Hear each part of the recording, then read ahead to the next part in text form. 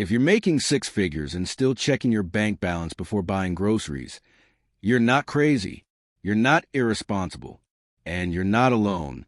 In 2016, a $100,000 salary was the dream. It meant you made it. It meant a house, 2 cars, holidays, a retirement fund, and the biggest luxury of all, peace of mind. Today, in 2026, for a lot of people, 6 figures feels like you're doing everything right and still falling behind. And here's the key. This isn't just about high inflation. This is what I call the psychological and mathematical squeeze. The psychological squeeze is when you feel like you're losing, even while your paycheck says you're winning. The mathematical squeeze is when the numbers simply don't leave room anymore, after housing, after services, after taxes, and after lifestyle pressure. Today, we're going to break down the 4 pillars that are quietly destroying middle-class purchasing power: shelter shock, death by subscriptions, tax bracket creep, and the social comparison tax. The solution is not just to earn more. It's to stop the leaks and build assets. Let's start with the one expense that could destroy a budget even for high earners: housing.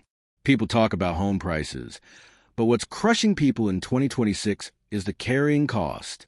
Even if the house price remains the same, your monthly outflow is higher because of interest rates, insurance, taxes, repairs, and HOA fees. Many of us grew up hearing that our parents bought a house on one salary. Yet today, households with 2 incomes are struggling.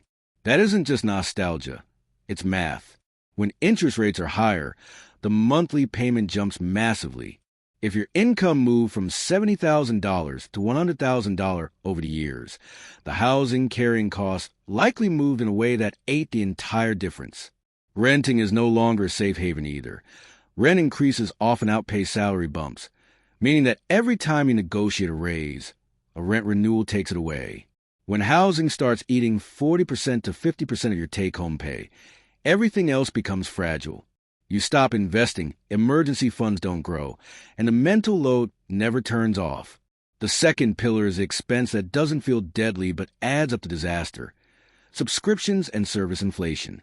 In 2026, everything is a subscription. Your entertainment, work tools, cloud storage, music, gym, and even your car features. It doesn't feel like spending. It feels like background noise. Individually, each one feels small, $10 or $20, but together they become a second rent. Because we are exhausted in this high-speed world, we pay for time through delivery fees, convenience meals, and services that remove friction. You can easily pay $30 multiple times a week and not even remember it. This becomes hundreds or even over $1,000 a month. Business models in 2026 are designed to turn your life into monthly payments. And if you don't fight back, you will wake up with a lifestyle that looks normal but costs like luxury. Then there is tax bracket creep. When inflation pushes wages up, you move into higher tax brackets while your real purchasing power stays flat or even falls. You become paper rich. Your salary number looks bigger, but your life doesn't feel better. If your salary rises 10%, but rent rises 15%, insurance rises 20%, and taxes take a bigger bite, you feel like you're running faster and getting nowhere. This is psychologically brutal because you can't even explain it to your family.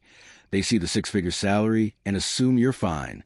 In many systems, as your income rises, benefits phase out and childcare support reduces, turning your raise into a trapdoor that pulls you back down.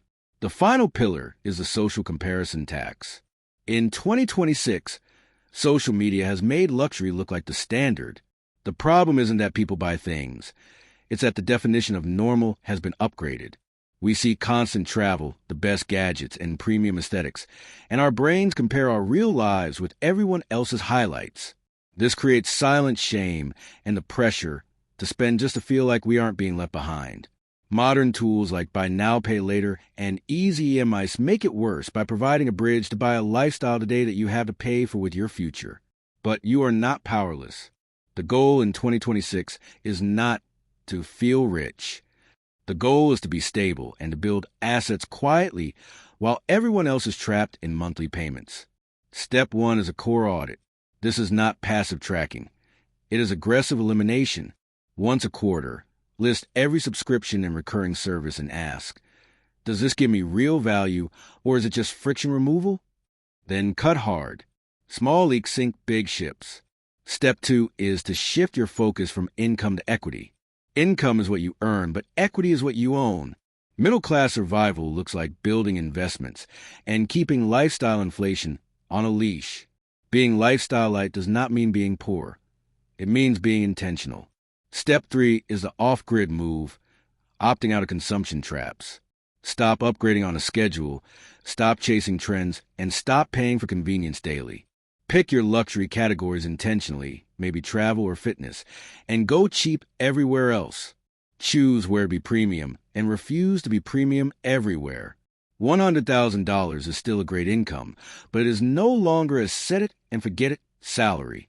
You have to be more intentional than previous generations because the system around you is more expensive, more subscription-based, and more comparison-driven. If you feel the squeeze, remember the playbook. Keep housing under control, cut subscriptions, plan for taxes, ignore the comparison, and build assets. In the next video, we are breaking down the $20,000 rule for safety. How much a buffer you really need so life can't